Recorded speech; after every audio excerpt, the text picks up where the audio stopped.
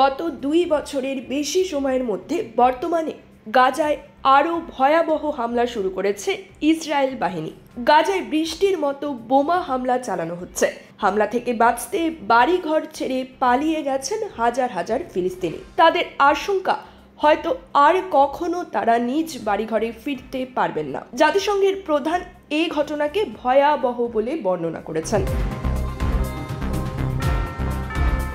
গাজাবাসী যখন ইসরায়েলি হামলার মুখে তাদের শেষ সম্বলটুকু নিয়ে উপকূলীয় আল রশিদ সড়ক ধরে পালিয়ে যায়, তখন পেছনে থাকা শহর থেকে ধোঁয়ার কুণ্ডলি উঠতে দেখা গেছে। এক্স পোস্টে ইসরায়েলি প্রতিরক্ষা মন্ত্রী ইসরায়েল কার্টোজ বলেন, গাজা জ্বলছে। শুরুতে ইসরায়েলি দখলদারিত্বের মধ্যেও অনেক ফিলিস্তিনি তাদের ভূখণ্ডে থেকে যাওয়ার প্রতিশ্রুতি দিয়েছিলেন, কিন্তু ইসরায়েল যখন আরও ভয়াবহভাবে হামলা চালিয়ে উঁচু ভবন, বেসামরিক স্থাপনা ধ্বংস করে দিচ্ছে, তখন এক প্রকার বাধ্য হয়ে তাদের নিরাপদ আশ্রয়ের জন্য ছুটতে হচ্ছে। যদিও গাজার কোথাও নিরাপদ আশ্রয়ের নিশ্চয়তা নেই। মাছে ভাতে বাঙালি, আর সেই মাছ পেতে আসুন লন্ডন ফিশ নেটে। জি হ্যাঁ, ইস্টহ্যাম পুরাতন টাউন হলের সন্নিকটে আপনার প্রিয় মাছের সম্ভারে ভরপুর।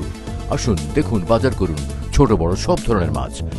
বাহ, একই ছাদের নিচে প্রয়োজনীয় সবকিছু পাওয়া যায়। গতকাল মঙ্গলবার গাজায় হামলা চালিয়ে 91 জনকে হত্যা করেছে ইসরায়েল। স্বাস্থ্য কর্তৃপক্ষ জানিয়েছে, উপকূলীয় রাস্তা ধরে একটি গাড়িতে করে কয়েকজন মানুষ নিরাপদ আশ্রয়ে ছুটে যাওয়ার সময় তাতে লক্ষ্য করে বোমা হামলা চালায় ইসরায়েল। শহরের অন্তত 17টি আবাসিক ভবন ধ্বংস করা হয়েছে, যার মধ্যে পূর্ব দিকে তুফাহে অবস্থিত আইবাকি মসজিদও রয়েছে। ইসরায়েল সেনাবাহিনী গাজায় বৃষ্টির মতো বোমা নিক্ষেপ করছে।